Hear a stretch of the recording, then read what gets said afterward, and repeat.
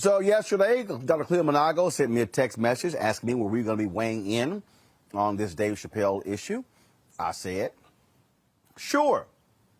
He joins us right now. Cleo, how you doing? I'm doing well, Mr. Martin. How are you? Man, where are you? You in the basement somewhere? I can barely see you. Yeah, can you see? I'm sorry about that. I'm in South America at a hotel because I'm presenting to the faculty of the University of San Buenavista in Cali, and I didn't know I was going to be doing this, so I didn't bring lights and camera with me, so I'm doing the best I can do. All Can right. you see me at all, though? All right, it's all good. Yeah, we can see you. We can see you. Let's get right to it, Cleo. You wanted to weigh in on this issue. You sent me a text, a long text. I said, man, that's too much typing. Say that on TV.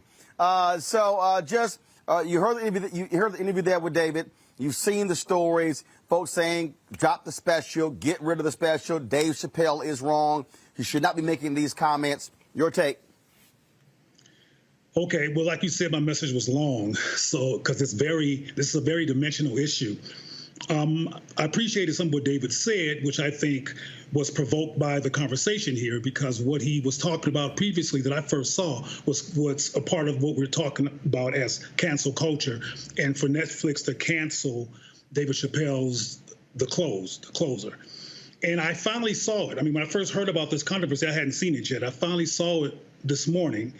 And my perspective after I saw it was definitely I don't support the show being canceled. One of the things that was said in your conversation with David is about the importance of us having conversations, and I've been saying that for a while, that we need to be having Black, acculturated and informed conversations about these issues. I think the reason that David Chappelle talks about LGBTQ and queer and all that as white, because white people are its foundation, white culture is how it's rolled out, and the people that lead it in this country that have the most power are particularly whites. Black people are marginalized by that community, and one of the things that David Chappelle talked about in one of his previous stand-ups was that reality. But what I want to focus on here is that I care about everybody, Black. I care about Black trans people and what's been happening among trans Black people. That 21 that was identified as murder. I care about the 9,013 Black people who were murdered at large, 8,469 Black men, 1,440 Black women, and the 21 trans people that we know about who have been murdered. They all matter to me. But what's being ignored, and frankly, I think the gay paradigm encourages the ignoring of Black contextual historical issues, is that David, regardless of his millions and et cetera, is someone who cares about Black people and Black life. And one of the things that he said at the very ending of his program was empathy should go both ways in terms of Black people and the LGBTQ white-led community, and toward Black people. There should be empathy both ways, and historically there has not been. And that community has been known to be marginalizing of Black issues, Black concerns, and it encourages Black people to go along with its agenda and its perspective instead of addressing contextual and cultural issues. And that's what comedian David Chappelle is trying to do. And I emphasize that he's a comedian because he's not a social scientist. He's not a behavioral health scientist. He's not a history major. He doesn't know the facts about the human story here. He probably does not know the issue of gender and gender nuance from an African perspective, because that's not his background. So he's an American citizen who's talking about what he sees. And what he sees, which is because he's not blind, is an LGBTQ community that's white-led and practices racism. For example, and there's tons of them, in California, when Ed Buck did what he did, the white gay community knew about it because it had been reported, and they didn't come up in arms against the murder of Black men at Ed Buck's home. And I got tons of examples of that community not being supportive of Black people. But I want to get back to some issues that David raised so people won't get confused, because David said over and over again that Black people are queer, Black people are trans, Black people, et cetera. This is a diverse community. I have a relatively large following online as well, and there are lots of trans, same-gender loving, et cetera, people who support David Chappelle's perspective, who doesn't have the perspective of the National Black Justice Coalition. Some of them look at this through the lens of being Black. And what I mean, again, by that is David Chappelle is a advocate for the defense and empowerment and justice for Black people. And I believe that includes Black men, women, and everybody else. And as a result of us not considering that and looking at this simply from a gay defensive lens, we're not even looking at the fact that if you look at his special from the whole context, he had a very endearing and loving story about a trans friend of his. And that's not being talked about among the people who are critiquing him. And the very few times it is referenced is poo-pooed, because frankly, there's a tendency in this society to poo-poo what Black men say, whether they're millionaires or not, because this is an anti-Black society that does attack Black men. And I'll finish this tangent with this because I hope to respond to questions. One of the things that clearly concerns David Chappelle is Black manhood. And one of the things that I want to talk about at some point is the underpinning of why there's anxiety. I mean, he did a lot of bashing, if you will, around masculine traits of some trans people and made fun of it, which I found disturbing. And I understand contextually why people who are struggling, because transgender people struggle. Transgender people are bullied. Transgender people, well as all kinds of other Black people, frankly, at larger numbers, are murdered and killed. But focusing on this issue, there are situations that lead to the death of trans people, and there's teasing and bullying and a misunderstanding or judgment around being too male, too female. All this stuff is actually occurring. But canceling the likes of David Chappelle cancels the opportunity to have a conversation about some of the things that's really causing Black people, including David Chappelle, anxiety along these lines. We're concerned about the emasculation of Black men. We're concerned about if what all Black men have gone through historically has led to gender confusion. I'm not saying that is my perspective. My perspective is nuanced, and I don't want to get into that now unless it comes out of some questions. But there's some, he's known, David Chappelle is known for being one of the comedians who was given a whole lot of money to put on a dress, and he said no. And instead of engaging meaningfully from a Black perspective why he said no, and what he was worried about, he was simply called femophobic, homophobic, transphobic. And that's what the LGBT community does. Even when Black people take on that paradigm, we don't engage Black anxiety and perspective around these issues to be educated about what's really going on. And if we did talk about the anxiety among Black people regarding the compromise of Black men, the impact of police brutality, the impact of castration, whether it was physical or social, all of these attacks on Black males, and now the particularly Black and male cancel culture. This is causing a rise in Black people, some anxiety that is not being engaged and unpacked. Instead, folks are calling people homophobic and transphobic and canceling them. And just like with DaBaby, as I said when I talked about that, instead of getting on DaBaby's case simply and marginalizing him or re-marginalizing him like this country tends to do to Black men, we should have said, why did you say that? What inspired that perspective?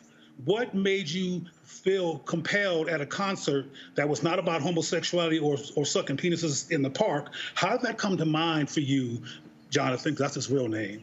And the answers to that question, if he could actually bear them, would be very educational about what Black people are going through, what Black men are going through, what the anxiety is about this emasculation issue among Black men, which is at the core of some of David Chappelle's anxieties in comedy.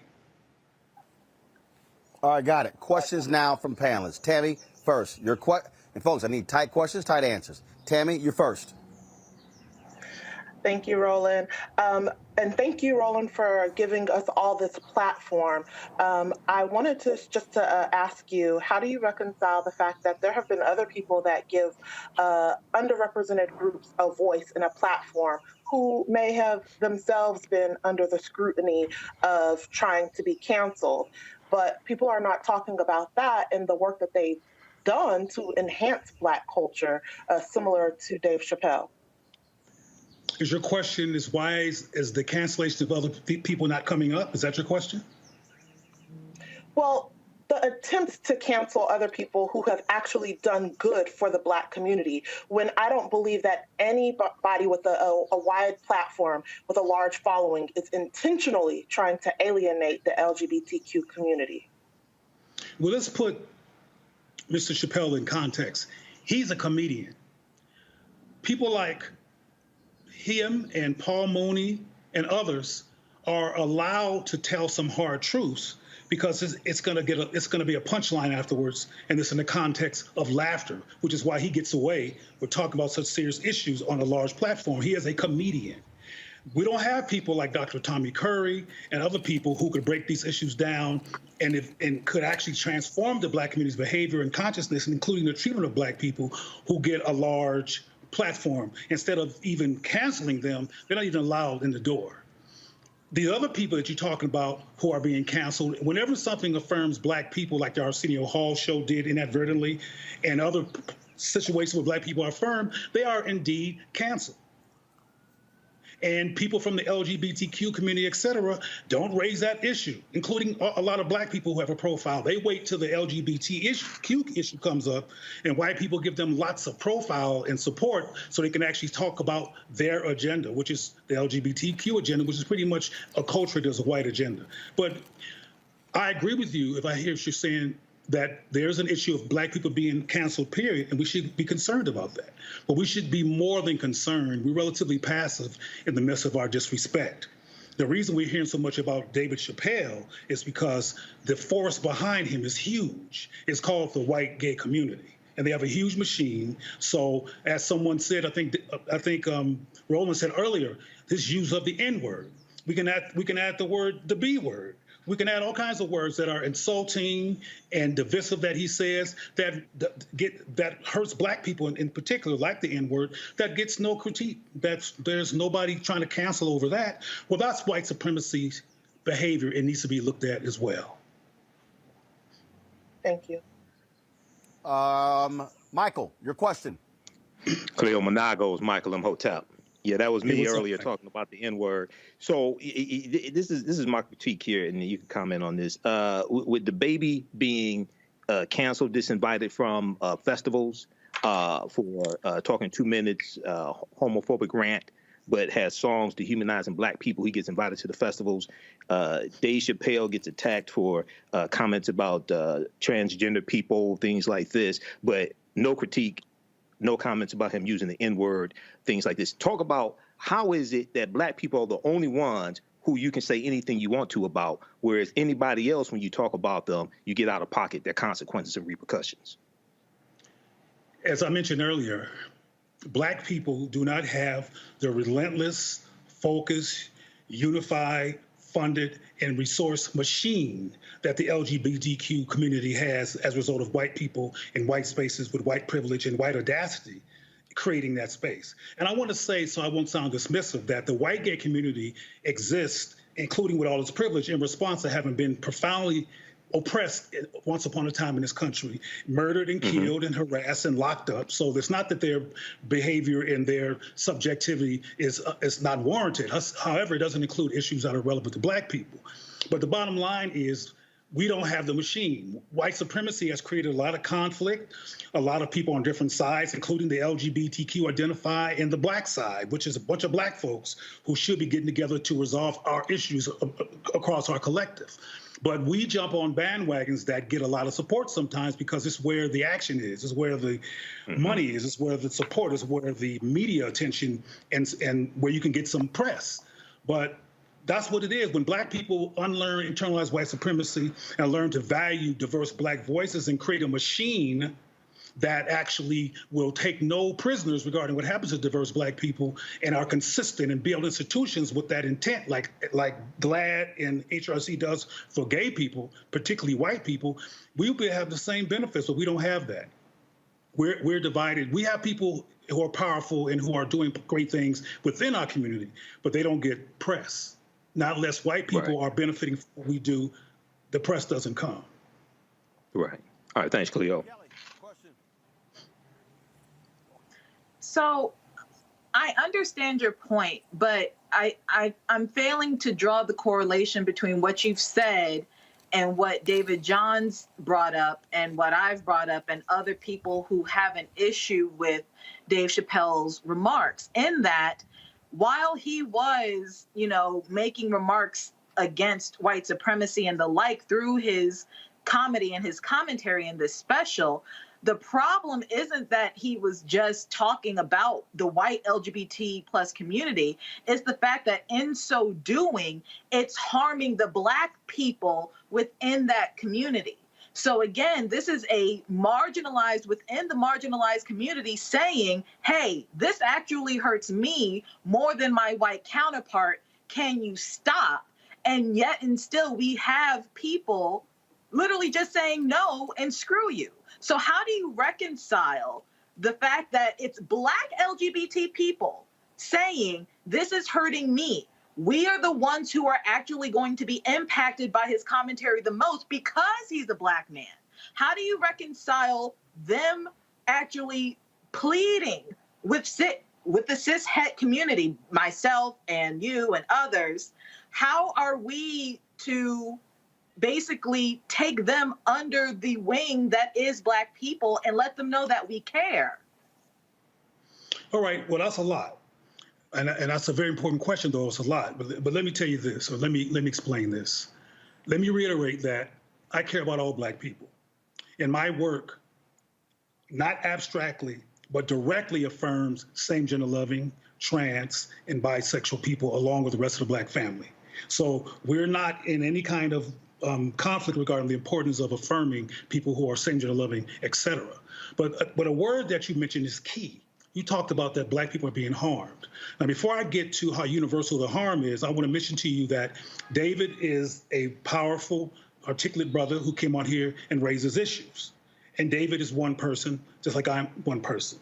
There's not no one perspective on this. There's lots and lots of same-gender loving, including trans people, who are not bothered by Dave Chappelle, who indeed support Dave Chappelle. The white transgender person who committed suicide that he referenced, their family openly supports David Chappelle. So, and there's another well-known comedian named Flame Monroe, who's transgendered, who supports David Chappelle. So I want to make it clear that this is not a monolithic perspective. The National Black Justice Coalition is one organization, and there's other organizations with different perspectives, including the Black Men's Xchange, which doesn't share in terms of absolute precision to perspective of National Black Justice Coalition. What we agree is that same-gender loving people, et cetera, trans, et cetera, should not be harmed. It should be allowed to be free. We agree there. However, the platform and the container in which we get to that point, we disagree with. I want to make sure that I talk about the harm. And I almost got emotional when I said that. In short, the white LGBT community and its paradigm prowess in politics has done harm to Black people. If you do a study of HIV and AIDS, and there's many, many other examples of how white gays wrote out the HIV and AIDS epidemic in terms of care and resources, they marginalized Black people, and by that act helped to create a epidemic that could have been further resolved if we were not put out by the white gay community. I can go on and on and on about the racism in the white gay community in terms of harm being done to Black people. What David Chappelle is talking about as well is harm being done to Black people. One of the powerful things that he says is, would you please stop punching down on my people? That's one of the final comments that Dave Chappelle says, actually after he had contextualized it quite clearly before he even said that throughout his hour and a half special. The harm is being done. And David Chappelle is concerned about that harm. Now, David Chappelle, to my knowledge, is not a same-gender loving or bisexual man. He made some inferences, I should say, during his interesting sexual inferences around glory holes, et cetera, during his stand-up. But he doesn't understand the nuances, the experience of same-gender loving people. What I think we should do, as I suggested with DaBaby or Jonathan Kirk, is that we should use these high-profile stimulations of the conversation to finally, collectively, as a people, have a rationing, rational, Black-informed, Black-acculturated, historically considerate, contextually considered conversation about what's going on with the Black community, what's causing such a spectrum of perspectives, what is causing even the perspective that DaBaby articulated and that David Chappelle talked about. Instead of doing what white supremacy keeps doing, co-signing the dismissal and re-cancellation of a Black male voice, particularly one as powerful and as brilliant as David Chappelle has been with the Chappelle show and other things that he's done, has been particularly powerful for Black people, which is why he had to walk away from the show, because white folks said, no, we got to control this. We got to control you. You're not letting us control you. We'll give you $50 million because y'all like money if you let us control you. And he said, no. That's powerful.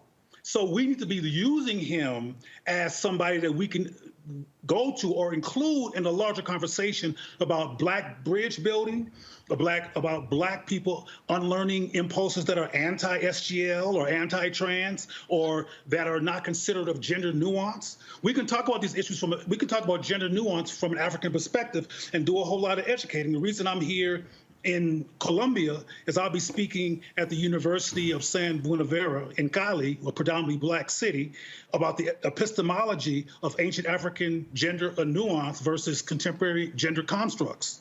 Because they're having issues around manhood and masculinity and that anxiety which causes abuse of feminine people, particularly if they're male, that they want to help unpack and resolve. So this gender issue, which is a core underpinning of David's anxiety, we have to have a Black conversation about all these issues and include our diversity in respectful ways so we can resolve the conflict, not cancel people. And we should be able to critique. One thing that David said that I agree with is that we should have the opportunity to critique each other. All right, Dr. Cleo Manago, we certainly appreciate it. Thanks for your perspective. We shall see what happens, but like I said, Dave made it clear last night, he does not care about people saying cancel him. He was real clear. Thanks, Cleo. Thank you for the invitation. Thank you all. Folks, back to that Roland Martin Unfiltered video in just one moment.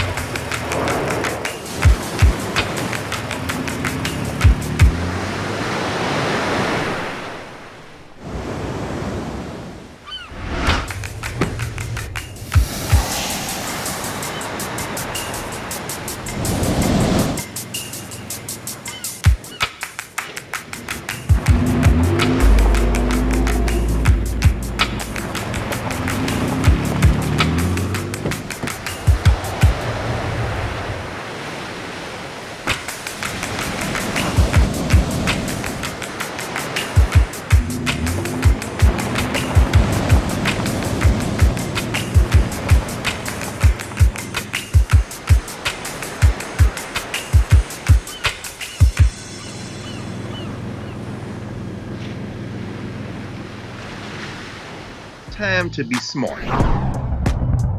Roland Martin's doing this every day. Oh, no punches! Thank you, Roland Martin, for always giving voice to the issues. Look for Roland Martin in the whirlwind, to quote Marcus Garvey again. The video looks phenomenal, so I'm really excited to see it on my big screen. Support this man, Black media. He makes sure that our stories are told. See, there's a difference between Black Star Network and Black-owned media and something like CNN. I got to defer to the brilliance of Dr. Carr and to the brilliance of the Black Star Network. I am rolling with Roland all the way. Honored to be on a show that you own. A Black man owns the show. Folks, Black Star Network is here. I'm real revolutionary right now.